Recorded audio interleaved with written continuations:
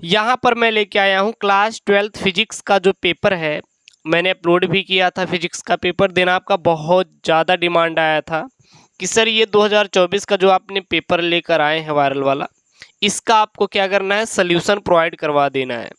तो दिन मैं आपके सामने यहाँ पर लेके आया हूँ ये क्लास 12th फिजिक्स का पूरा सोल्यूशन है। Paper code 346 FF। यही नहीं, आपको मैं कम से कम 30 सेट फिजिक्स का देने वाला हूँ। पेपर के पहले मैं आपको पूरा 30 फिजिक्स का सेट दूंगा, 30 हिंदी का, 30 बायोलॉजी का, 30 केमिस्ट्री का, 30 इंग्लिश का। इंग्लिश का तो 30 नहीं हो पाएगा, लेकिन हाँ ये है कि आपको कम से कम 7 सेट मैं प्रोवाइड कर दूंगा, क्योंकि इंग्लिश का अभी न्यू सिलेबस था ना, इसलिए यहाँ पे सेट की कमी है थोड़ी सी, इसलिए आपको केवल मैं आपको इतना ही सेट देने वाला हूँ, ठीक है ना। तो ये आप देख सकते हैं 346 FF पेपर कोड है, और ये आपका पूर्णांक कितना है, 70 नंबर का पूर्णांक है। ये रात्रि में मैं रात को लगभग 1 बजे यहाँ पे वीडियो बना रहा हूँ, देन इसलिए यहाँ पे कीड़े उड़े आ रहे हैं, तो देन आप लोग थोड़ा ध्यान दीजिएगा, ठीक है ना, क्योंकि भाई आपके लिए वीडियो बनाने में बड़ी मेहनत की जाती है, इसलिए आप लोग वीडियो को लाइक करिए और चैनल को क्या करिए, सब्सक्राइब करके दोस्तों के साथ क्या करिए, शेयर कर दीजिए। ये देखिए, आप कॉपी कैसे लिखेंगे, कैसे सॉल्व करना है, आपको हर एक चीज़ मैं आपको यहाँ पे बताने वाला हूँ इस वीडियो में। यार वीडियो बहुत इंपॉर्टेंट होने वाला है, सो क्या करिए, अपने दोस्तों के साथ वीडियोस को शेयर कर दीजिएगा, क्योंकि इस वीडियो में आपको 70 नंबर बिल्कुल मिलने वाला है। 3 घंटे 15 मिनट का आपको टाइम मिलेगा, ठीक है, और 15 मिनट में आपको प्रश्न पत्र को क्या रहेगा, पढ़ने के लिए मिलेगा, और 3 घंटे में आपको पूरा सॉल्व करना है। और इस प्रश्न पत्र की बात करें तो इसमें कुल 5 खंड होंगे। खंड अ, ब, स, द और य होने वाले हैं। खंड अ आपका बहुविकल्पी रहेगा, जो कि 1 नंबर के रहेंगे। खंड ब आपका अतिलघु उत्तरीय रहेगा, जो कि 1 नंबर का रहेगा। खंड स आपका लघु उत्तरीय टाइप 1 प्रकार का है, जो कि 2 नंबर का रहेगा। खंड द लघु उत्तरीय टाइप सेकंड है, जो कि आपका 3 नंबर का रहेगा। और खंड य क्या रहेगा, आपका विस्तृत उत्तरीय रहेगा, जो कि 5 नंबर का रहने वाला। ये तो हो गया आपका पेपर का प्रोग्राम, ठीक है ना, सिस्टम। और हम बात करेंगे बोर्ड की कॉपी में, तो बोर्ड की कॉपी में आपको नाम, अनुक्रमांक यहाँ पे नाम नहीं भरना है, बल्कि अनुक्रमांक अंकों में और शब्दों में दोनों लिखना रहेगा। पेपर कोड, देखिए पेपर कोड यहाँ पे लिखना रहेगा 346 FF, जो यहाँ पे पेपर कोड है, इसी को यहाँ पे लिख दीजिएगा 346 FF पेपर कोड लिखेंगे, ठीक है ना। फिर परीक्षा के दिन, परीक्षा पाली, ये तो आप लोग पूरा लिख ही लेंगे। अब हम लोग क्या करेंगे, इसका पूरा सॉल्व करेंगे। एक तरफ से हम लोग क्या करने वाले हैं, सॉल्व करने वाले, वो भी बोर्ड की कॉपी पर। सबसे पहले आपको क्या करना है कि जैसे यहाँ पे खंड क्या है, यहाँ पे अ है, तो खंड अ है, तो यहाँ पे लिख लेंगे आप स्केच, ये वाली जो स्केच आती है मार्केट में, देख सकते हैं ना, इस स्केच का प्रयोग करके आप खंड अ लिख लीजिएगा। खंड अ लिखने के बाद आप कौन सा कर रहे हैं, पहला कर रहे हैं, प्रश्नोत्तर संख्या पहला कौन सा कर रहे हैं, क कर रहे हैं। जब क कर रहे हैं तो आप लिख लेंगे प्रश्नोत्तर संख्या पहला का क। अगर आपको लिखना है तो प्रश्न भी लिख सकते हैं, नहीं आ रहा है तो कोई बात नहीं, आप डायरेक्ट उत्तर लिख दीजिए, तब भी एग्जामिनर पूरा का पूरा नंबर दे देगा। यहाँ प्रश्न है, एक वृत्तीय चालक कुंडली में जब धारा 2 एम्पीयर से 18 एम्पीयर और 0.505 सेकंड में बढ़ती है तो प्रेरित विद्युत वाहक बल 20 वोल्ट है, तो कुंडलिनी का 100 प्रेरकत्व ज्ञात कीजिए। तो क्या निकालना है यहाँ पे, कुंडलिनी का 100 प्रेरकत्व यहाँ पे आपको निकालना है। तो इसकी वैल्यू कितनी हो जाएगी, इसको निकालने के लिए एक फार्मूला होता है, प्रेरित विद्युत वाहक बल E बराबर L इंटू DI/dt होता है, जहाँ L क्या है, कुंडलिनी का 100 प्रेरकत्व है। उसके बाद यहाँ पे देखेंगे तो ये 20 किसकी वैल्यू है, तो जो 20 दिया है यहाँ पे वो है आपके प्रेरित विद्युत वाहक बल, यानी कि EMF की। प्रेरित विद्युत वाहक बल E बराबर प्रेरित विद्युत वाहक बल EMF बराबर होता है L इंटू DI/dt होता है। तो DI कितना है, L क्या है आपका 100 प्रेरकत्व है, तो 100 प्रेरकत्व है, और DI 18 - 2/0.5। फिर सॉल्व करेंगे तो आ जाएगा 62.5 मेगाहर्ट्ज, यहाँ पे आपका आंसर आ जाएगा। तो 100 प्रेरकत्व का मात्रा कितना हो जाएगा, यहाँ पे mH हो जाएगा। क्लियर है। उसके बाद यहाँ पे प्रश्नोत्तर संख्या सेकंड है, क्या यहाँ पे है, एप्सिलॉन 0 और म्यू 0 के पावर -1/2 का मान होगा। तो इसका मान कितना होगा, जब इसको आप सॉल्व करेंगे, प्रश्नोत्तर संख्या पहला ख लिखेंगे, सॉल्व करेंगे तो कैसे सॉल्व करेंगे, देखिएगा यहाँ पे जो आपको लिखना है वो लिखना है उत्तर, फिर क्या डालेंगे B। अब यहाँ पे म्यू जीरो अपसाइलम जीरो पावर -1/2 है। देखिएगा यहाँ पे ऊपर है किस में है -1/2 में, और जब इसको नीचे लेकर आए किस में हो जाएगा प्लस में हो जाएगा। और 1/2 जहाँ पर होता है वहाँ पे क्या लिख सकते हैं आप अंडर रूट लिख सकते हैं, तो म्यू जीरो इंटू अपसाइलम जीरो हो जाएगा। म्यू जीरो का मान कितना होता है 4 पाई इंटू 10⁻⁻7 होता है, और अपसाइलम जीरो का मान कितना होता है 1/4 पाई इंटू 9 इंटू 10⁻9 होता है। ठीक है ना। अब यहाँ पे आप म्यू जीरो और अपसाइलम जीरो का क्या रख देंगे मान रख देंगे, कट पीट करेंगे तो टोटल आंसर यहाँ पे निकल के आएगा कितना 3 इंटू 10⁸ मीटर पर सेकंड यहाँ पे इसका वैल्यू आएगा। तो इसका करेक्ट ऑप्शन क्या हो जाएगा आपका बी वाला हो जाएगा। तो इस प्रकार से आपको सॉल्व करना है। मान लीजिए अब पेपर में सर गए हैं, हमें ये नहीं आ रहा है तो क्या करेंगे, कोई बात नहीं, अगर कॉपी भरना है तो आप इसको करिएगा, अगर आपको कॉपी नहीं भरना है तो डायरेक्ट आप आंसर भी लिख सकते हैं। क्लियर है। उसके बाद देखिए प्रश्नोत्तर संख्या पहला का ग। अब पहला का ग यहाँ पे क्या बोल रहा है कि किसी तार का वैद्युत प्रतिरोध 500 ओम है, इसकी विद्युत चालकता होगी 500 ohm inverse, 50 ohm inverse, 0.02 ohm inverse, 0.002 ohm inverse. तो देखिए यहाँ पे आपको क्या निकालना है वैद्युत चालकता। वैद्युत चालकता का फार्मूला क्या होता है C बराबर 1/, वैद्युत प्रतिरोध होता है। क्या होता है 1/, वैद्युत प्रतिरोध होता है। यहाँ आप देख सकते हैं यहाँ पेपर में उन्होंने डायरेक्ट दिया है कि किसी तार का वैद्युत प्रतिरोध 500 ओम है तो इसकी वैद्युत चालकता कितनी हो गई। इस पेपर को पूरा आप सॉल्व कर लीजिए, ठीक है ना। तो आप देखिए C बराबर 1/, वैद्युत प्रतिरोध। अब वैद्युत प्रतिरोध का मान कितना दिया है इन्होंने 500 ओम दिया है। ये क्या वैद्युत प्रतिरोध का मान कितना है 500 ओम है। तो इसको रख देंगे वैल्यू और निकल जाएगा 0.002 ओम इनवर्स। ये इसका क्या हो जाएगा आंसर हो जाएगा। अब यहाँ पे घ वाला प्रश्न है। घ वाला देखिए क्या बोल रहा है कि रेडिएक्टिव पदार्थ से उत्सर्जित नहीं होता है। जो रेडिएक्टिव पदार्थ होते हैं उससे क्या उत्सर्जित नहीं होता है अल्फा कण, बीटा कण, प्रोटॉन या फिर गामा कण। देखिए तो अगर रेडिएक्टिव पदार्थ का कोई भी नाभिक है तो उससे अल्फा भी निकलेगा, बीटा भी निकलेगा, गामा भी निकलेगा, लेकिन प्रोटॉन निकलने वाला नहीं है। तो यहाँ पर राइट आंसर क्या हो जाएगा डी वाला। तो यहाँ आप लिखेंगे रेडिएक्टिव पदार्थ से प्रोटॉन उत्सर्जित नहीं होता है। उसके बाद यहाँ पे आपका अंग वाला देखिए निम्नलिखित कण एक ही वेग से गतिमान अधिकतम डिब्रागलिक तरंगदैर्ध्य वाला कण होगा। इलेक्ट्रॉन, प्रोटॉन, न्यूट्रॉन या फिर अल्फा कण। तो इसका राइट आंसर क्या हो जाएगा आपका वो हो जाएगा इलेक्ट्रॉन हो जाएगा। क्या हो जाएगा इलेक्ट्रॉन। आप प्रश्नोत्तर संख्या पहला का अंगा लिखेंगे, उसके बाद प्रश्न, उसके बाद चारों बहुविकल्पी, फिर आप लोग सॉल्व लिख दीजिएगा। अब यहाँ पे देखिए यहाँ पे आपका राइट आंसर क्या हो जाएगा डिब्रागली तरंगदैर्ध्य के अनुसार देखेंगे तो तरंगदैर्ध्य लैम्डा बराबर h/mv होता है। ठीक है ना। h/ क्या होता है mv होता है। निकालेंगे तो इनके अनुसार क्या हो जाएगा देखिए डिब्रागली सूत्र के अनुसार इलेक्ट्रॉन के लिए डिब्रागली तरंगदैर्ध्य क्या होता है अधिकतम होता है। तो इसकी पूरा करेक्ट ही आएगा क्या होगा इलेक्ट्रॉन हो जाएगा। उसके बाद यहाँ पे च वाला है। क्या बोल रहा है यहाँ पे वह पदार्थ जो किसी चुंबकीय क्षेत्र में रखने पर चुंबकीय क्षेत्र के विपरीत दिशा में क्षीण चुंबकन प्राप्त कर लेता है उसे क्या कहते हैं। तो उसे हमेशा और हमेशा प्रतिचुंबकी कहते हैं। क्या कहते हैं प्रतिचुंबकी कहते हैं। अब आप लिखेंगे प्रश्नोत्तर संख्या पहला का च में प्रश्न लिखेंगे, उसके बाद यहाँ चारों बहुविकल्पी। उत्तर में अगर आपको लिखना रहेगा तो आप लिख सकते हैं, डायरेक्ट उसको ही लिख देंगे। तो सबसे जान लेते हैं पहले कि प्रतिचुंबकी सर होता क्या है, इसको भी तो आपको पता होना चाहिए। तो इसमें क्या लिखेंगे वह पदार्थ जो किसी चुंबकीय क्षेत्र में रखने पर चुंबकीय क्षेत्र के विपरीत दिशा में क्षीण चुंबकन प्राप्त कर लेता है प्रतिचुंबकीय पदार्थ कहलाते हैं। यानी कि ऐसे पदार्थ जो चुंबकीय क्षेत्र में रखने पर चुंबकीय क्षेत्र के क्या विपरीत दिशा में क्षीण चुंबकन प्राप्त कर लेते हैं उसे क्या कहते हैं प्रतिचुंबकीय पदार्थ कहते हैं। तो ये तो आपका खंड यहाँ पे अ वाला मैं पूरा सॉल्व कर दिया। अब इसके बाद हम लोग चलेंगे किधर की ओर, चलेंगे खंड ब की तरफ। अब हम यहाँ पे जब खंड ब की बात करते हैं तो यहाँ पे देखिए कितने प्रश्न पूछे गए हैं। टोटल यहाँ पे आपके 5 प्रश्न पूछे गए हैं। सबसे पहले दूसरा का क है किसी तार का प्रतिरोध R ओम है, यदि इसे मूल लंबाई n गुना खींचा जाए तो खींचे हुए नए तार का प्रतिरोध क्या होगा। तो सबसे पहला है, तो यहाँ पे आपको क्या लिखना है, खंड ब प्रश्नोत्तर संख्या दूसरा का क।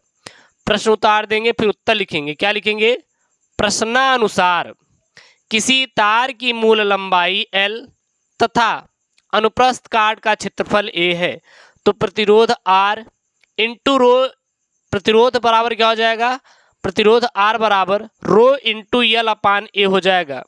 यदि तार की लंबाई L डैश, देखिए ये प्रारंभिक तार की लंबाई और एक अंतिम तार की लंबाई, तो यहाँ पे अगर हम बात करें L डैश अंतिम तार की लंबाई है बराबर N इंटू L हो, तब तार का प्रारंभिक आयतन A इंटू L और अंतिम आयतन A dash into L dash, ठीक है। और आयतन मतलब ये एरिया है A है और इंटू L तो क्या हो जाएगा, वॉल्यूम, क्योंकि आयतन के लिए 3 इकाइयों की जरूरत पड़ती है, तो आयतन 2 हो गया। आयतन में लंबाई चौड़ाई, सॉरी चौड़ाई मतलब उसका कुल मिला के एरिया जो गोलाकार होता है और उसका लंबाई, ठीक है ना। और फिर यहाँ पे अगर हम बात करेंगे L डैश का हम लोग मान कितना निकाले हैं, N इंटू L निकाले हैं, तो क्या हो जाएगा A dash into L into N। अब यहाँ पे जब A डैश निकालेंगे तो यहाँ से आपका L से L क्या हो जाएगा, कैंसिल हो जाएगा और A अपान क्या हो जाएगा, N यहाँ पे मिल जाएगा। उसके बाद लिखेंगे अतः नए तार का प्रतिरोध R dash equal to rho into L dash upon A dash बराबर rho into N into L upon A by N। R dash बराबर क्या हो जाएगा, N स्क्वायर ब्रैकेट में rho into L upon A, जब इसको खोलेंगे तो आ जाएगा N स्क्वायर इंटू R, और यही क्या हो जाएगा, इसका आंसर हो जाएगा। सेकेंड वाला यहाँ पे बोल रहा है खंड ब से कि स्वप्रेरकत्व की परिभाषा लिखिए। क्या लिखिए, स्वप्रेरकत्व की परिभाषा लिखिए। तो लिखेंगे प्रश्नोत्तर संख्या दूसरा का ख। क्या लिखेंगे, प्रश्नोत्तर संख्या दूसरा का ख। उसके बाद यहाँ प्रश्न लिखेंगे, अब फिर उत्तर लिखेंगे। स्वप्रेरकत्व क्या होता है, इसके पहले देखिए स्वप्रेरकत्व से उन्होंने एक यहाँ पे वो ये मिली हेनरी होता है, सॉरी थोड़ा मिस्टेक हो गया, इसको क्या बोलते हैं, मिली हेनरी बोलते हैं। क्या बोलते हैं, मिली हेनरी बोला जाता है MH को, ठीक है ना। तो स्वप्रेरकत्व क्या होता है, यहाँ पे देखिए एग्जामिनर ने पूछा है ना स्वप्रेरकत्व क्या होता है, तो क्या लिखेंगे स्वप्रेरकत्व का, तो यहाँ पे लिखेंगे किसी कुंडली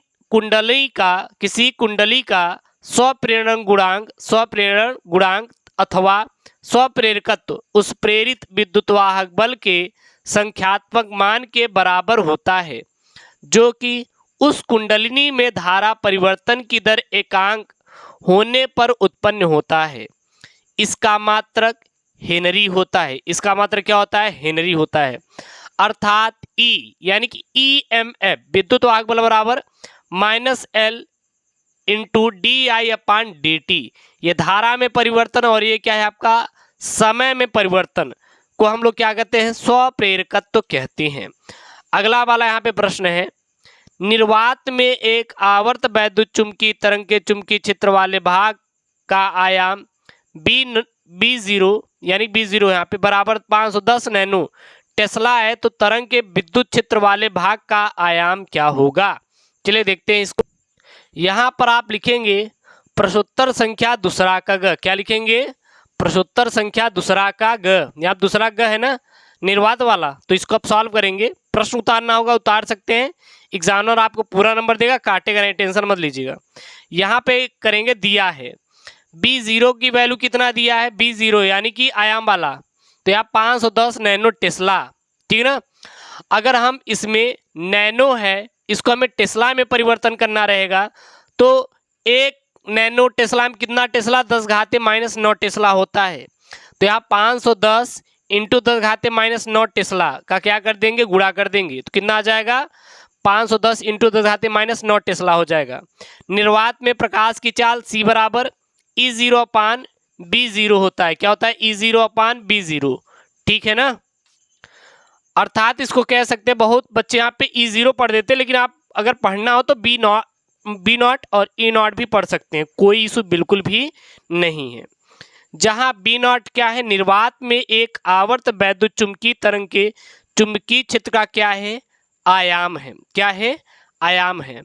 अतः तरंग के वैद्युत क्षेत्र का आयाम ई नॉट बराबर क्या हो जाएगा, सी इंटू बी जीरो।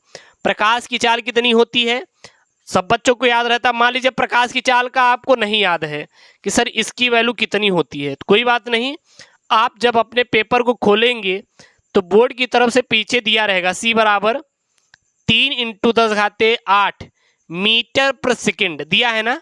तो आप देखिए 3 इंटू 10⁸ इंटू, अब यहाँ पे बी नॉट की वैल्यू कितना दिया है, बी नॉट मतलब चुंबकीय क्षेत्र का आयाम, चुंबकीय क्षेत्र के तरंग का चुंबकीय क्षेत्र का आयाम कितना हो जाएगा, तो वो हो जाएगा 510 नैनो टेस्ला था। नैनो टेस्ला को किस में बदला गया, टेस्ला में बदला गया, तो कितना हो गया 510 इंटू 10⁻9। तो यहाँ पे आप जब इसको करेंगे तो यहाँ पे आ जाएगा 510 इंटू 10⁻9 का मल्टीप्लाई करेंगे तो आ जाएगा 153 न्यूटन प्रति कूलाम। कितना आ जाएगा, 153 न्यूटन प्रति कूलाम, यहाँ पे इसका आंसर आ जाएगा। क्लियर है। अगला यहाँ पे प्रश्न है, देखिए यहाँ पे ये वाला घ वाला है, माइक्रोवेव का तरंगदैर्घ्य परिसर एवं इसको उत्पन्न करने का स्रोत लिखिए। मतलब माइक्रोवेव का जो तरंगदैर्घ्य परिसर है उसको और इसको उत्पन्न करने वाले आपको स्रोत लिखना है। तो प्रश्न यहाँ पे सबसे पहले आप लिखेंगे प्रश्नोत्तर संख्या दूसरा का घ।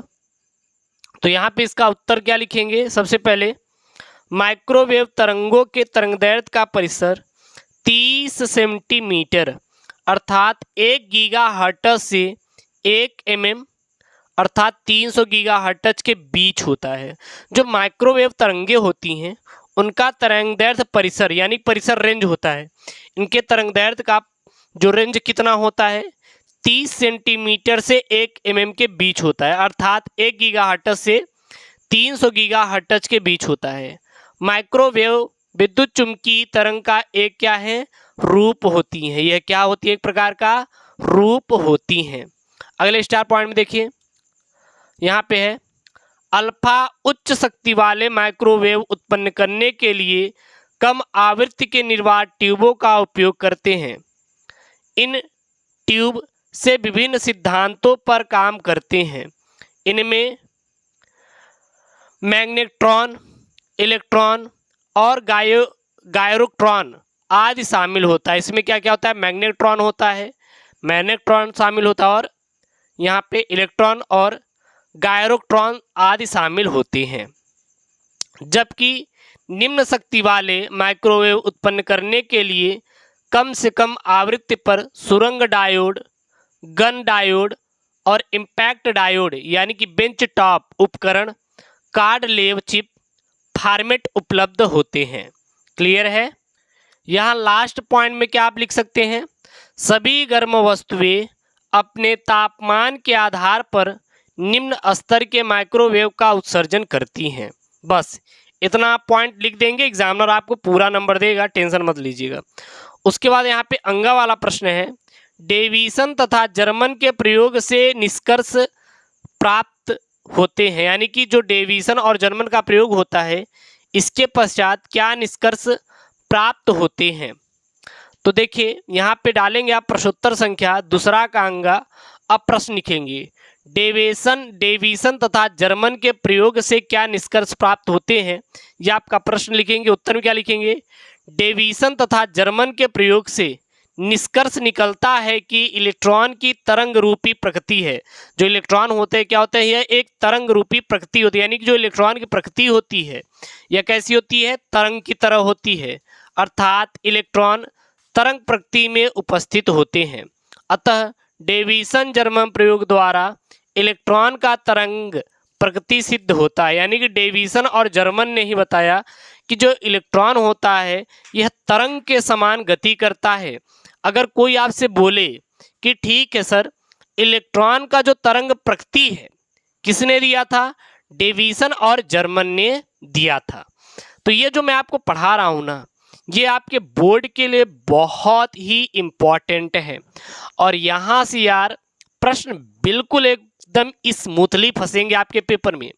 कोशिश कीजिए कि मैं जो भी आपको पढ़ा रहा हूँ आप तैयार करके ही आप जाइए पेपर देने के लिए। भाई साहब पूरा का पूरा आपको नंबर मिलेगा, एक भी नंबर एग्जामिनर काटने वाला नहीं है।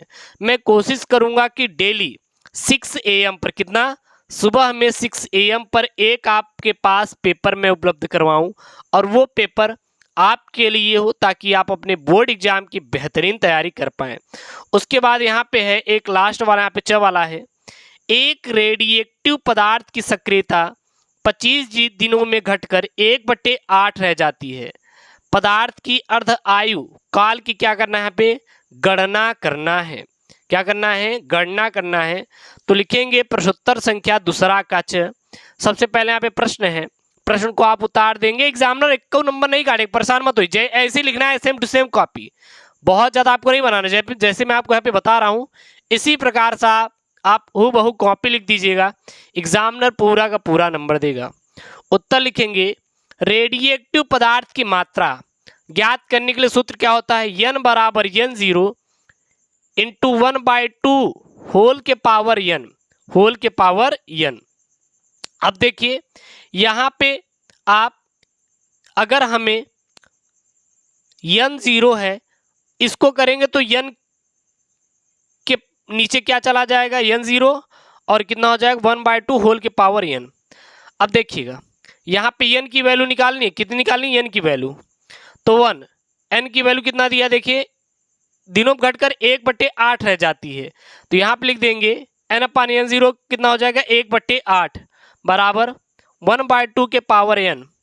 अब 8 को क्या लिख सकते हैं, 8 को आप क्या लिख सकते हैं, मैं इसको आपको थोड़ा डिटेल में समझा दूं ताकि आप इसको गलती ना करें बिल्कुल भी, ठीक है ना। थोड़ा देखिएगा यहाँ पे, अगर यहाँ पे क्या दिया है 1/8 दिया है, तो 1 के पावर 3 कर देंगे तब भी 1 आएगा। 8 को कितना लिख सकते हो, 2 के पावर 3, यानी कि 2 इंटू 2 इंटू 2, 2 दूनी 4 दूनी 8 हो जाएगा।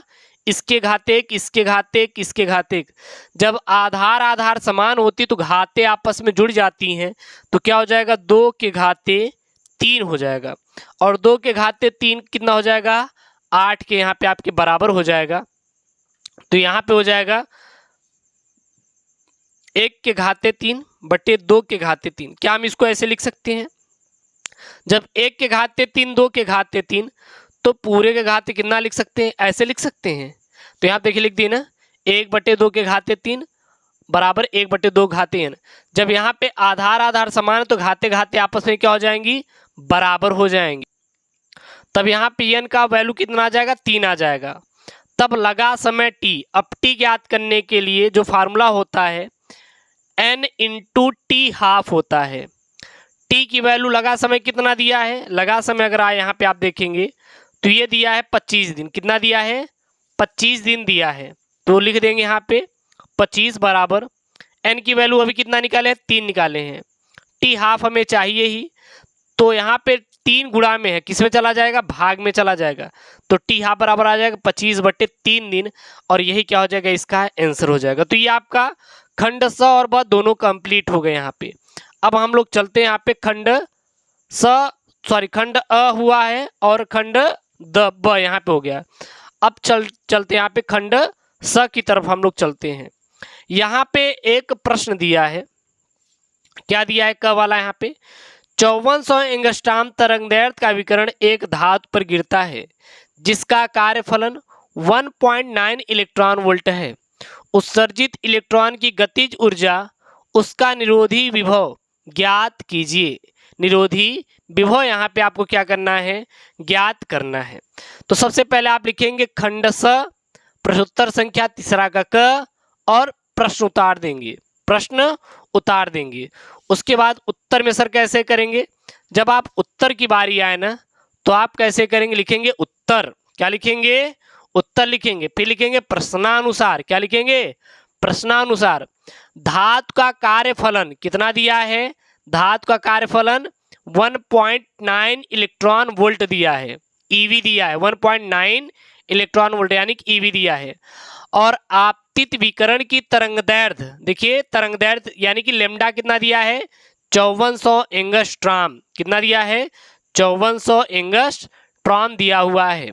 तो बराबर क्या हो जाएगा 5.4 इंटू 10⁻⁷ मीटर, क्योंकि ये एंगस्ट्राम में है, एंगस्ट्राम को किस में बदलेंगे, मीटर में बदल देंगे, तो क्या हो जाएगा 5.4 इंटू 10⁻⁷ मीटर आ जाएगा।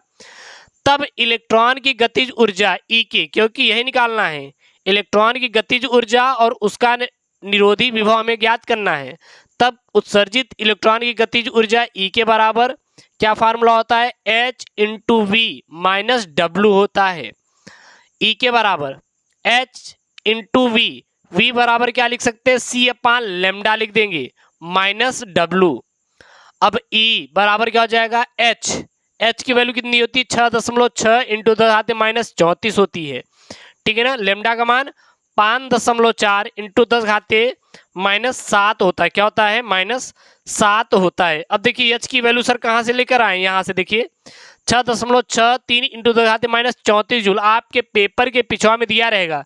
जो H है वो क्या है, प्लांक नियतांक है, H क्या है, प्लांक नियतांक है। तो H की वैल्यू आपके पेपर में दिया रहेगा 6.6 इंटू 10⁻⁴।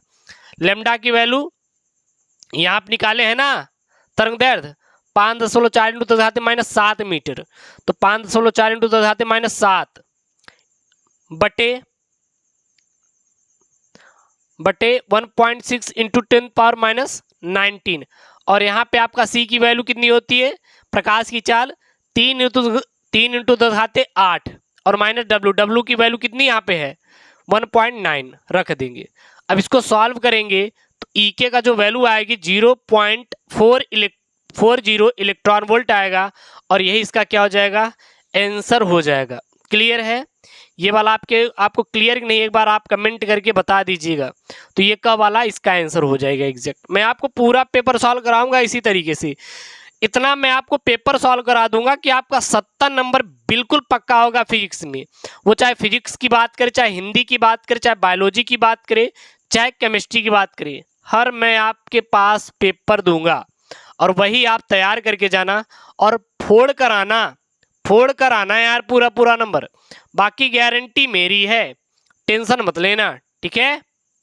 तो वो तो इलेक्ट्रॉन की गतिज ऊर्जा आ गई थी। अब यहाँ पर निरोधी विभव भी तो ज्ञात करना है, क्योंकि बोला है ना कि उसका निरोधी विभव ज्ञात कीजिए, निरोधी विभव यानी कि V0 की मान। तो E के बराबर E इंटू V0 होता है, और यहाँ पे निरोधी विभव चाहिए V0, तो E के अपान E। अभी E के की वैल्यू कितनी नहीं आई थी, 0.40 इलेक्ट्रॉन वोल्ट, और E यहाँ पे रख देंगे, E से E क्या हो जाएगा, कैंसिल हो जाएगा, तो कितना हो जाएगा 0.40 वोल्ट, यहाँ पर इसका आंसर निकल जाएगा। उसके बाद यहाँ पे है अगला प्रश्न, क्या बोल रहा है, ख वाला, तरंग दैर्ध्य लैम्डा बराबर 5 इंटू 10⁻⁷ मीटर के फोटान की ऊर्जा का मान इलेक्ट्रॉन वोल्ट में ज्ञात कीजिए। कितना यहाँ पे, लैम्डा बराबर तरंग दैर्ध्य लैम्डा बराबर 5 इंटू 10⁻⁷ मीटर के फोटान की ऊर्जा का मान इलेक्ट्रॉन वोल्ट में आपको ज्ञात करना है। तो प्रश्नोत्तर संख्या 3 का ख लिखेंगे, ठीक है ना, 3 का ख लिखेंगे और प्रश्न उतार देंगे, उतारना रहेगा, एग्जामिनर आपको पूरा नंबर देगा। उसके बाद उत्तर में क्या लिखेंगे, फोटान की ऊर्जा E बराबर H इंटू वी बराबर H इंटू सी अपान लैम्डा। अभी मैंने आपको बताया था ना, E बराबर H इंटू वी बराबर, और V के स्थान पे C अपान लैम्डा लिख सकते हैं, ठीक है ना। और H की वैल्यू कहाँ पर देखेंगे आप लोग, पेपर के पीछे हमेशा झांकना, पीछे झांकेंगे तो आप निकलेगा। H की value 6.63 into 10⁻⁴ joule into second. C की वैल्यू 3 इंटू 10⁸ मीटर पर सेकेंड। E की वैल्यू 1.6 इंटू 10⁻⁹ कूलाम। हर एक वैल्यू आपको पीछे दी गई रहेगी, तो आपको टेंशन नहीं लेना है यार। तो लिखेंगे फोटान की ऊर्जा E बराबर इतना हो गया। अब H की वैल्यू 6.6 इंटू 10⁻⁴, C की वैल्यू 3 इंटू 10⁸, लैम्डा की वैल्यू यहाँ पर दिया है 5 इंटू 10⁻⁷ मीटर रख देंगे। अब इसको क्या करेंगे आप लोग, करेजा लोग सॉल्व करेंगे। जब इसको आप सॉल्व करेंगे तो कितना आ जाएगा, जब इसको सॉल्व करेंगे तो आ जाएगा 2.475 इलेक्ट्रॉन वोल्ट, और यही इसका क्या है, आंसर है। यही क्या है, इसका आंसर है। फिर यहाँ पे है, नीचे दिए गए विद्युत परिपथ में ज्ञात कीजिए। यहाँ पे अब परिपथ दिया हुआ है और इसमें ज्ञात करना है। प्रत्येक संधारित्र में संग्रहित आवेश बिंदु ए और बी के बीच विभवांतर, ए और बी के बीच विभवांतर। यहाँ पे ये फिगर नहीं दिखाई दे रहा होगा, मुझे पता है, इसलिए यहाँ पे क्लीन फिगर बनाया गया है। यहाँ पे ए है और बी है, यहाँ पे देखिए C1 C2, ये प्रतिरोध R1 और R2, और यहाँ पे आपका लगा हुआ है देन, ठीक है ना। अब यहाँ पे आपको संग्राहित आवेश और ए और बी के बीच विभवांतर निकालना है। चलिए सॉल्व करते हैं। सबसे पहला यहाँ पे करेंगे, C1 व C2 दोनों श्रेणी क्रम में हैं, अतः इस आवेश की समान मात्रा होगी। तो C बराबर C1 इंटू C2 अपान C1 प्लस C2। C1 की वैल्यू कितनी दी है, यहाँ पे 1 दी है, 1 माइक्रोफैरड, और C2 की वैल्यू 2 माइक्रोफैरड। तो 1 इंटू 2 अपान 1 प्लस 2 आ जाएगा 2/3 माइक्रोफैरड। अस्थाई अवस्था में धारा I बराबर क्या हो जाएगा, V अपान R प्लस स्मॉल r। तो I बराबर क्या हो जाएगा, 12/3 प्लस 6 प्लस 1 हो जाएगा, 3 प्लस 6 प्लस 1, क्योंकि यहाँ पे देखिए लिखा है ना, यहाँ देखिए 6 ओम का लगा है, यहाँ पे 3 ओम का, और यहाँ पे 1 ओम का यहाँ पे प्रतिरोध जुड़ा हुआ है। तो आ जाएगा यहाँ पे I बराबर कितना हो जाएगा, 1.2 एम्पियर यहाँ पे इसकी वैल्यू आपको मिल जाएगी। उसके बाद तथा VMN कितना निकल के आ जाएगा, VMN की वैल्यू यहाँ पे कितनी निकल के आ जाएगी, निकालेंगे तो VMN बराबर क्या हो जाएगा, I इंटू R। I की वैल्यू 1.2, R की वैल्यू 9, तो आ जाएगा 10.8 वोल्ट आ जाएगा। अब पहला आप निकालना है, अतः संयोजन में कुल आवेश Q बराबर CVMN, Q बराबर C 2/3 अभी निकाले थे, VMN कितना है 10.8, तो Q की वैल्यू कितनी आ जाएगी, 7.2 माइक्रो कुलाम यहाँ पर Q की वैल्यू मिल जाएगा।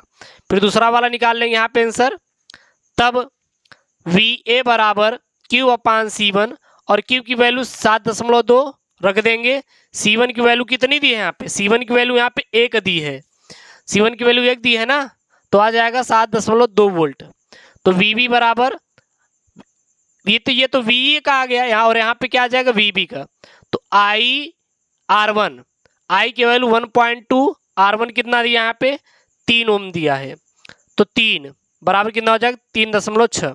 अब यहाँ पे V और A दोनों को चाहिए ना, यहाँ पे A और B के बीच विभवांतर यानी कि VAB चाहिए हमें, क्या चाहिए VAB, तो VAB बराबर VA माइनस VB, 7.2 माइनस 3.6 घटाएंगे तो आ जाएगा 3.6 वोल्ट, यहाँ पे इसकी वैल्यू निकल के आ जाएगी। तो क्लियर है यहाँ तक ना, कोई दिक्कत तो नहीं ना। एक बार अगर दिक्कत हो रही है तो आप कमेंट बॉक्स में छाप दीजिएगा यार, ताकि मैं और डिटेल में इसको समझा के आपको बता पाऊं।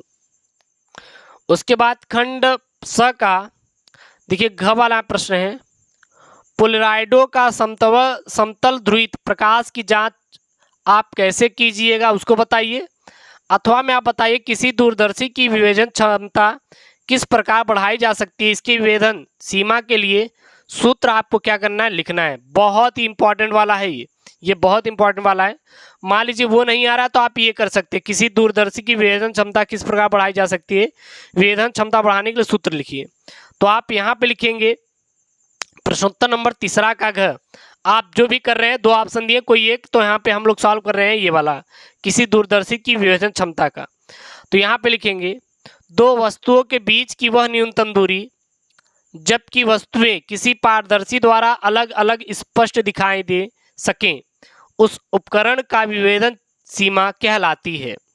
दूरदर्शी का विभेदन सीमा प्रयुक्त प्रकाश की तरंगदैर्ध्य लैम्डा के अनुक्रमानुपाती तथा अवधित्सक लेंस के व्यास तथा द्वारक D के व्युत्क्रमानुपाती होता है। अर्थात विभेदन सीमा अनुक्रमानुपाती क्या हो जाएगा, लैम्डा अपान D, ठीक है ना। तो यहाँ आप निकालेंगे तो आ जाएगा 1.2 लैम्डा अपान D इंटू RD। विभेदन सीमा को यहाँ आप क्या लिखेंगे, विभेदन सीमा को दूरदर्शी के अवधित्सक लेंस का द्वारक बढ़ाकर बढ़ाया जा सकता है, क्योंकि ये भी पूछा ना यहाँ पे किसके विभेदन क्षमता के लिए सूत्र और इसको किस प्रकार बढ़ा सकते हैं। तो ये आप विभेदन क्षमता का सूत्र लिख सकते हैं और इस प्रकार से बढ़ा सकते हैं। क्लियर है यहाँ तक। चलिए अगले प्रश्न की तरफ चलते हैं। अब यहाँ पर हम लोग बात करते हैं खंड द की।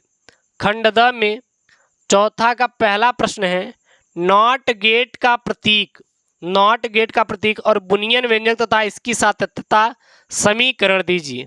तो नॉट गेट का प्रतीक और बुनियन व्यंजक तथा इसकी सातत्यता का समीकरण का क्या देना है आपको? व्यंजक देना है। तो यहाँ आप दिखेंगे नॉट गेट युक्ति में केवल एक निवेशी ए तथा एक निर्गत वाई होता है और इसका बुनियन व्यंजक वाई बराबर ए बार होता है। नॉट गेट का प्रतीक यहाँ पे ए नॉट और यहाँ पे वाई, ठीक है ना। और नॉट गेट की सातत्यता जब ए पे 0 रहेगा तो y इक्वल टू ए बार, तो कितना हो जाएगा? 1 मिलेगा। जब ये 1 रहेगा तो यहाँ पे क्या मिलेगा आपको? 0 मिलेगा। तो ये क्या हो जाएगा आपका? नॉट गेट सातत्यता समीकरण प्रतीक, और यहाँ पे इसके लिए मैंने व्यंजक यहाँ पे दिया है। अगला यहाँ पे है प्रश्न ख। देखिए, एक उच्चाई ट्रांसफार्मर में प्राथमिक तथा द्वितीय कुंडलनियों के फेरों की संख्या का अनुपात 1:200 है। यदि इसे 200 वोल्ट तथा 2 एम्पीयर की प्रत्यावर्ती धारा को मेन से जोड़ दिया जाए तो द्वितीय कुंडलनी में अधिकतम धारा आपको ज्ञात करनी है। अधिकतम धारा ज्ञात करनी है। तो इसका सलूशन कैसे करेंगे? लिखेंगे प्रश्नोत्तर संख्या 4 का ख। अब इसको आप प्रश्न उतार दीजिए। अब उत्तर में क्या लिखेंगे? दिया है एनपी अनुपाते एनएस बराबर 1:200। अब यहाँ पे वीपी कितना निकल के आएगा? 200 वोल्ट और आईपी 2 एम्पियर। यहाँ पे देखिए 2 एम्पियर और 200 वोल्ट तथा 200 एम्पियर प्रत्यावर्ती धारा मेंस से जुड़ा हुआ है। तो फार्मूला क्या होता है? एनएस अपान एनपी बराबर वीपी अपान वीएस बराबर आईएस अपान आईपीसी। तो यहाँ पे हमें क्या निकालना है? वीएस निकालना है। तो एनएस अपान एनपी इंटू वीपी। और यहाँ देखिए एनपी कितना दिया है? 1, एनएस 200, वीपी 200, आईपी 2 एम्पियर दिया है ना। अब यहाँ पे वीएस निकाल लेंगे नहीं, क्योंकि एनएस एनपी और वीपी का क्या रख देंगे? यहाँ पे आप मान रख देंगे। क्या रख देंगे? यहाँ पे आप लोग मान रख देंगे। यहाँ तक क्लियर है ना? नहीं क्लियर होगा तो कमेंट कर दीजिएगा, कोई दिक्कत नहीं, मैं और बहुत अच्छे समझा दूंगा इसको बहुत सरल भाषा में। तो वीएस बराबर हो जाएगा 200 अपान 1 इंटू 200। तो वीएस कितना हो जाएगा? 40,000 वोल्ट यहाँ पे आपको मिल जाएगा। पुनः आईएस चाहिए तो एनपी अपान एनएस इंटू आईपी, क्योंकि फार्मूला क्या होता है? फार्मूला भी मैं आपको पीछे समझाया हूं। क्या होता है? एनएस अपान एनपी बराबर वीएस अपान वीपी अपान वीएस। तो यहाँ वीएस चाहिए तो निकाल लीजिए यहाँ पे। तो आईएस एनपी की वैल्यू 1, एनएस की वैल्यू 200, आईपी की वैल्यू 2 रख देंगे तो आईएस बराबर 0.01 एम्पियर यहाँ पे आपको मिल जाएगा। उसके बाद यहाँ पे है खंड द का ग वाला है। किसी प्रिज्म के लिए आई और डेल्टा वक्र खींचिए। आई और डेल्टा के बीच यहाँ पे वक्र खींचना है और इसमें न्यूनतम विचलन कोण प्रदर्शित कीजिए। सिद्ध कीजिए कि प्रिज्म के माध्यम का अल्पतम विचलन कोण की स्थिति में और अपवर्तनांक म्यू बराबर sine A plus delta M upon sine A by 2 सिद्ध करना, जहां म्यू क्या है? प्रिज्म के माध्यम का अपवर्तनांक, ए प्रिज्म का कोण और डेल्टा एम न्यूनतम विचलन कोण है। तो इसको आपको फाइंड करना है। चलिए फाइंड करते हैं इसका पूरा हम लोग क्वेश्चन का आंसर। यहाँ पे देखिए, यहाँ पे प्रिज्म का आई तथा डेल्टा वक्र यहाँ पे हम लोग खींचे हैं, ठीक है ना। डेल्टा वक्र यहाँ पे हम लोग खींचे हैं। तो किसी दिए गए प्रिज्म के लिए विचलन कोण डेल्टा आपतन कोण I1 व I2 के मान पर निर्भर करता है। यदि किसी प्रिज्म के अपवर्तक पृष्ठ पर एक वर्णी प्रकाश के आयतन कोण का मान परिवर्तित करके संगत कोण प्राप्त करें तो आयतन कोण I व विचलन कोण डेल्टा के बीच वक्र चित्रानुसार प्राप्त होगा, जिसे I डेल्टा एम वक्र कहते हैं। क्या कहते हैं? I डेल्टा एम वक्र कहते हैं। आप देखिए यहाँ पे क्या है? ये आपका प्रिज्म कोण y अक्ष पर और x अक्ष पर आपतन कोण खींचेंगे तो यहाँ पे इस प्रकार से आपका I डेल्टा वक्र प्राप्त होगा, ठीक है ना। यहाँ पे आपका डेल्टा एम दूरी पर डैश डैश करेंगे, I1 बराबर I2 और इसको यहाँ पे डैश डैश करेंगे तो यहाँ पे एक वक्र। इसको आप स्क्रीनशॉट ले सकते हैं। प्रिज्म के पदार्थ का अपवर्तनांक क्या होता है? प्रिज्म के पदार्थ का अपवर्तनांक यहाँ पर दिया है ना। किसी माध्यम के प्रिज्म के पदार्थ के अपवर्तनांक को यहाँ पे सिद्ध करना है। तो सबसे जानते हैं पहले हम जानते हैं कि यदि किसी प्रिज्म का अपवर्तक कोण ए इसके प्रथम अपवर्तक पृष्ठ पर आपतन व अपवर्तन कोण क्रमशः I1 व R1 तथा दूसरे अपवर्तक पृष्ठ पर आपतन व निर्गमन कोण क्रमशः R2 व I2 हो तो क्या हो जाएगा, R1 प्लस R2 बराबर A। समीकरण एक किसको बना लेंगे और डेल्टा बराबर क्या हो जाएगा, I1 plus I2 minus A, इसको समीकरण 2 बना लेंगे। अब यहाँ पे फिगर से देख सकते हैं, यहाँ पे जब ये हम लोग प्रकाश डाल रहे हैं तो ये F से निकल रहा है, तो यहाँ पे I1 कोण बना रहा है और इसी से एक यहाँ पे रिफ्लेक्शन के द्वारा यहाँ पे I2 कोण बना रहा है, ठीक है ना। और इसको पीछे जब बढ़ाएंगे तो यहाँ पे कोण दिखेंगे डेल्टा 1 डेल्टा 2 R1 और R2, ये I1 और ये I2। अल्पतम विचलन कोण की स्थिति में डेल्टा बराबर डेल्टा M, माना I1 बराबर I2 बराबर I और R1 बराबर R2 बराबर R। तो R1 R प्लस R बराबर A अथवा 2R बराबर क्या हो जाएगा, A हो जाएगा। समीकरण 3 डेल्टा M बराबर I plus I minus A, और जब इसको करेंगे I में I जोड़ेंगे कितना हो जाएगा, 2I माइनस A हो जाएगा, क्योंकि डेल्टा बराबर क्या होता है, डेल्टा M होता है। और डेल्टा बराबर यहाँ पे देखिए फार्मूला क्या है, I plus I2 minus A। अब I किसके बराबर, I1 किसके बराबर है, I2 के बराबर है, तो यहीं पे I का मार्क दीजिए, किसके बराबर I के, तो I1 और I2 के स्थान पे I रखे हैं, तो इसीलिए 2I माइनस A आया हुआ है। समीकरण यहाँ पे 4 हो जाएगा। अब यहाँ पे करेंगे स्नेल के नियम से, किसके नियम से, स्नेल के नियम से, समीकरण 2 और समीकरण 4 से आपतन कोण I बराबर हो जाएगा A plus delta M by 2 तथा अपवर्तन कोण R बराबर A बाई 2।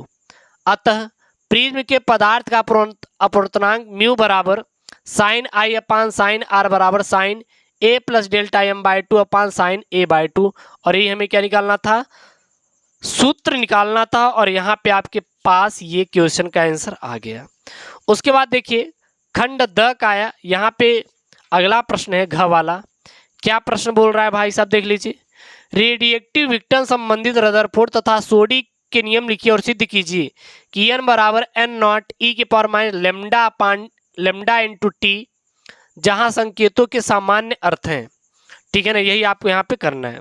तो रदरफोर्ड और सोडी का नियम क्या होता है, प्रश्नोत्तर संख्या डालेंगे। माना किसी रेडिएक्टिव तत्व के नमूने में, माना किसी रेडिएक्टिव तत्व के नमूने में प्रारंभ में यानी कि प्रारंभ में क्या होता है, टी बराबर 0 होता है हमेशा। क्या होता है, टी बराबर 0, परमाणुओं नाभिकों की संख्या n0 और टी समय पश्चात यह संख्या n रह जाती है तथा क्षण t प्लस dt पर यह संख्या घटकर n माइनस dn रह जाती है। अतः क्षण स्मॉल t पर परमाणुओं के क्षय होने की माइनस dn अपान dt होगी।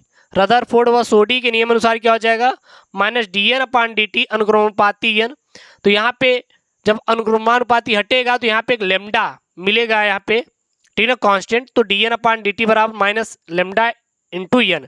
समीकरण 1 जहाँ लेमडा अनुक्रमानुपाती क्या नियतांक है, इसे तत्व का क्षय नियतांक भी कहते हैं। इसी लेमडा को क्या कहते हैं, तत्व का क्षय नियतांक भी कहते हैं।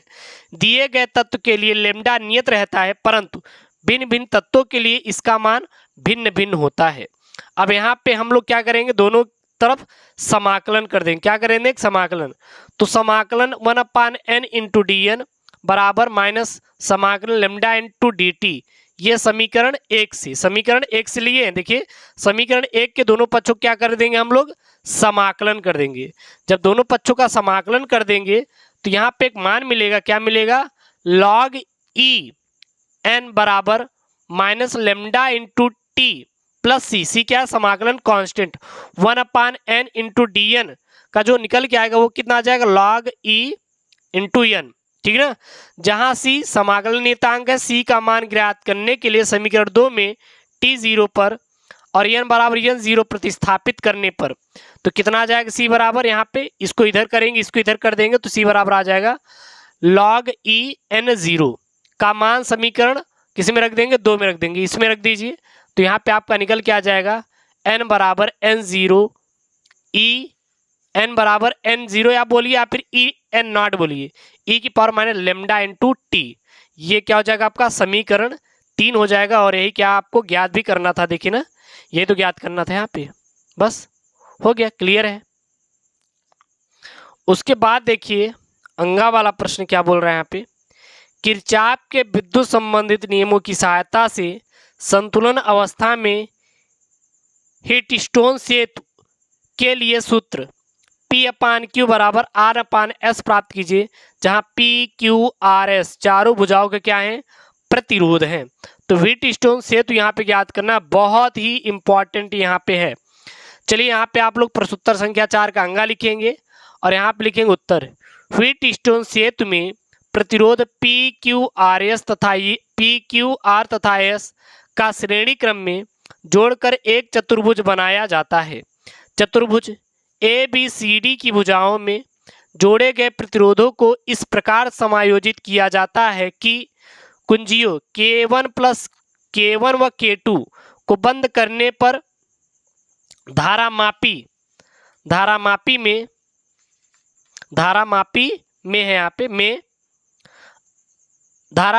में कोई विक्षेप उत्पन्न न हो। इस दशा में धारामापी संतुलित सेतु अवस्था में होता है।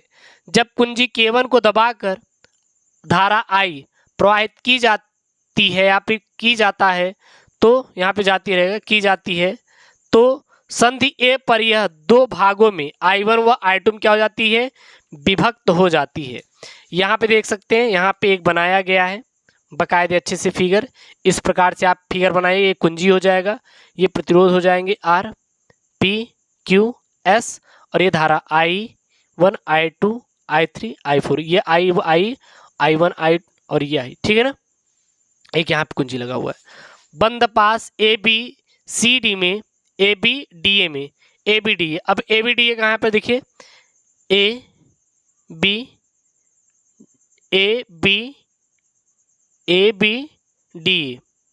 ABDA में किरचॉफ के द्वितीय नियम से I1 into P minus I2 into R बराबर 0। अब ये इधर माइनस में उधर लेके जाएंगे, किस में हो जाएगा, प्लस में हो जाएगा, समीकरण 1। और बंद पास BCDB में, BCDB कहाँ पे है,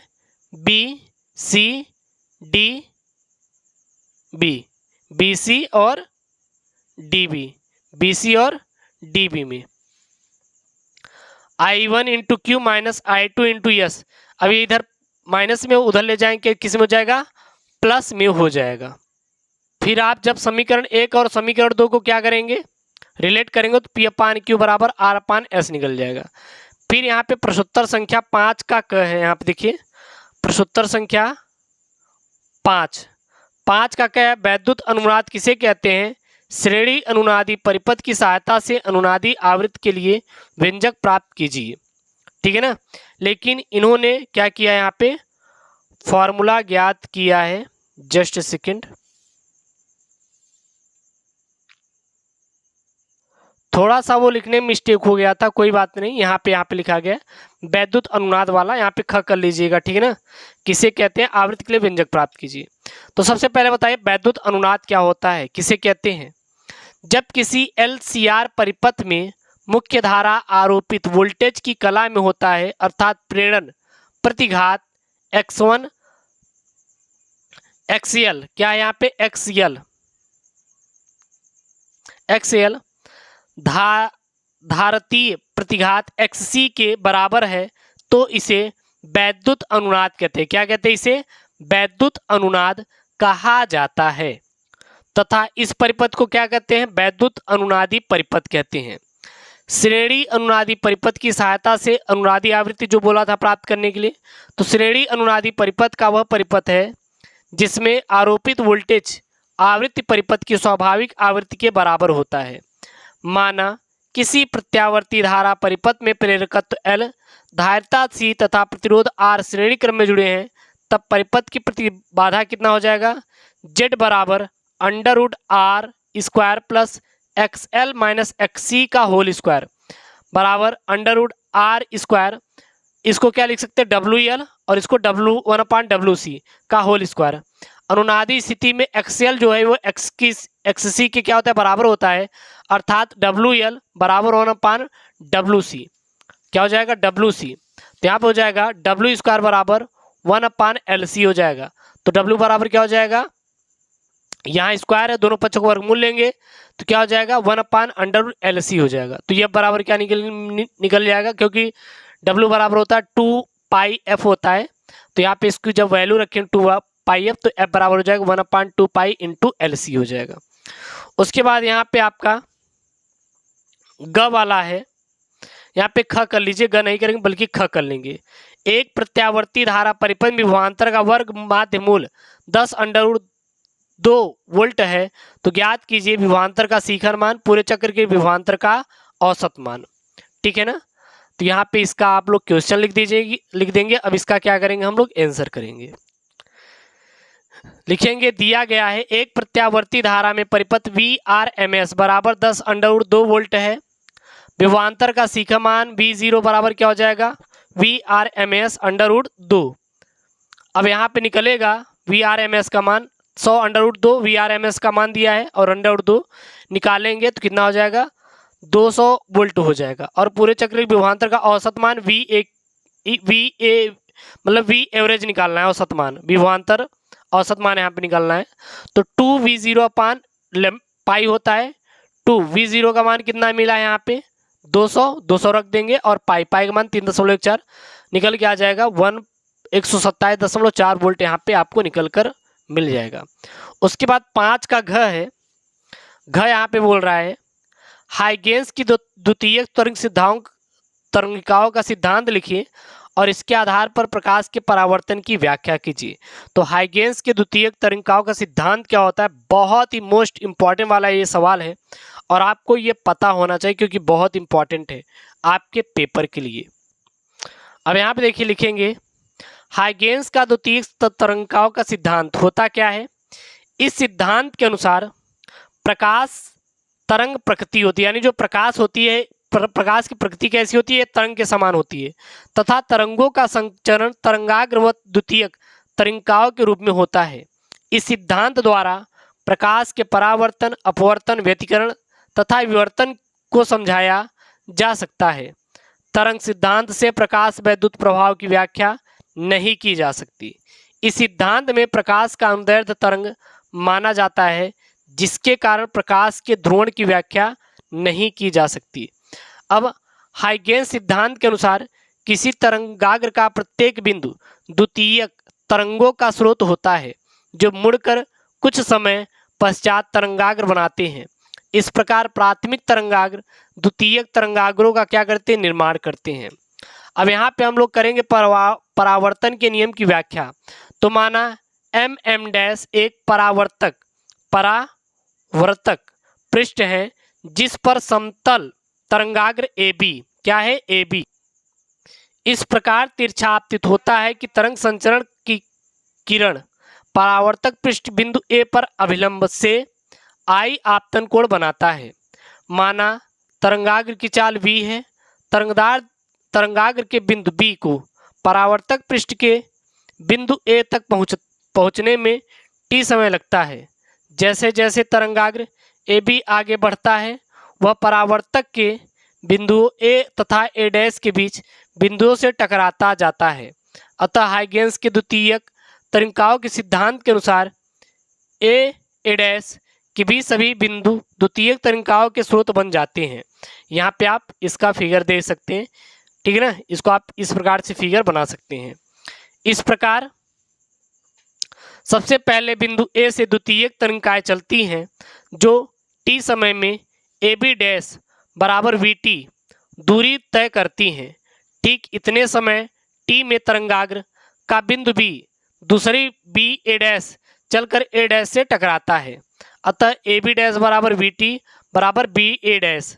अतः समकोण त्रिभुज ABA' तथा त्रिभुज AB' में यहाँ देखिए यहाँ पे है ना ABA और AB' में आप निकालेंगे तो क्या हो जाएगा AB' बराबर BA' यानी त्रिभुज A कोण ABA' और कोण AB' तथा A' क्या है उभयनिष्ठ एक भुजा है।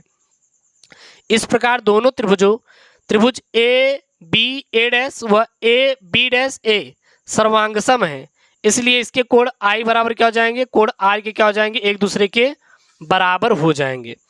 अब यहाँ पर आपका पांचवा का अंगा प्रश्न है, क्या बोल रहा है यहाँ पे पांचवा का, देखिए किसी वैद्युत द्विध्रुव की अक्ष के किसी बिंदु पर विद्युत क्षेत्र का सूत्र का आपको क्या करना है, यहाँ पे निगमन करना है। क्या करना है, यहाँ पे निगमन करना है। चलिए, तो इसके लिए आप प्रश्नोत्तर संख्या 5 का अंगा डालेंगे और प्रश्न लिखेंगे। यहाँ पे प्रश्न लिखने के बाद इसका उत्तर लिखेंगे। क्या लिखेंगे, माना ए और बी, देखिए माना ए बी एक वैद्युत द्विध्रुव है जिसके आवेशों के बीच अल्पतम दूरी कितनी है, 2L है। यहाँ पे लिखा है, देखिए 2L है।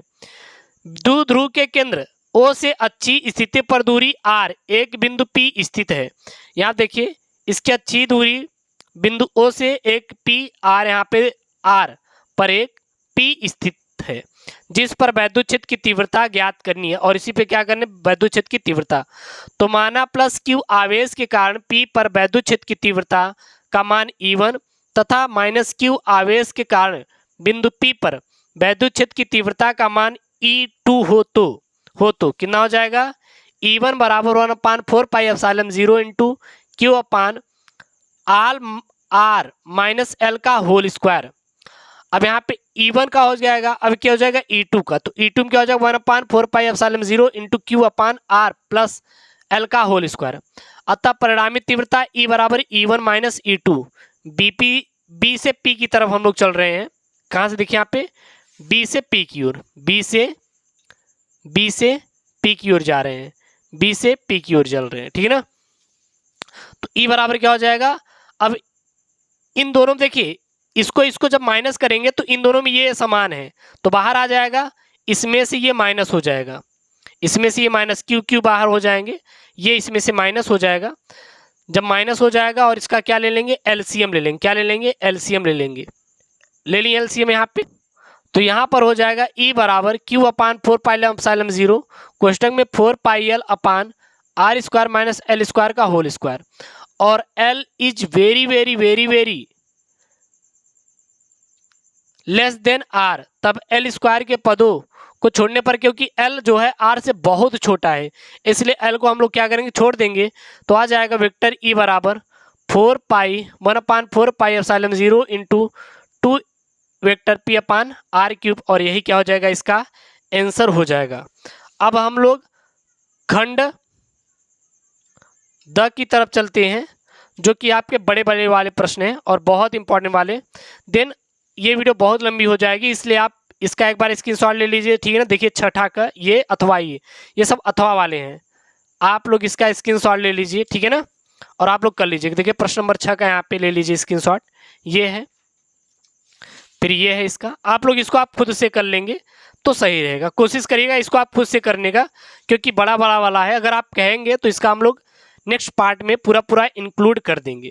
तो यहाँ पर मैंने आपको ये पेपर कोड 346 FF, बहुत ही ये वायरल मॉडल पेपर कोड है, मैंने बताया है। और मैं आशा करता हूँ कि आप लोगों को ये वीडियो जो है ना पूरा पसंद आया होगा। इसमें मैंने पूरा सोल्यूशन दिया है 70 नंबर का, और देन आप लोग इसको तैयार कर लेंगे तो आपको 70 में 70 पूरा मिलेगा। एग्जामिनर पूरा देगा, और पूरा प्रश्न पेपर भी यहीं से आएगा। मैं आपको जो कोड देने वाला हूँ ना, वही एकदम वायरल पेपर है। और क्लास 12वीं में ऐसी वीडियो आपको पूरे यूट्यूब पे मिलेगी नहीं, केवल एसकेएम स्टडी यूट्यूब चैनल पर मिलेगा। प्लीज़ यार एसकेएम स्टडी यूट्यूब चैनल को सब्सक्राइब करिए और वीडियो को लाइक करिए, कमेंट करिए कि सर हमें पूरा वीडियो अपलोड कीजिए, जितना भी मॉडल पेपर का है मैं पूरा अपलोड कर दूंगा। ओके दोस्तों, थैंक यू, जय Hind, take care, bye bye.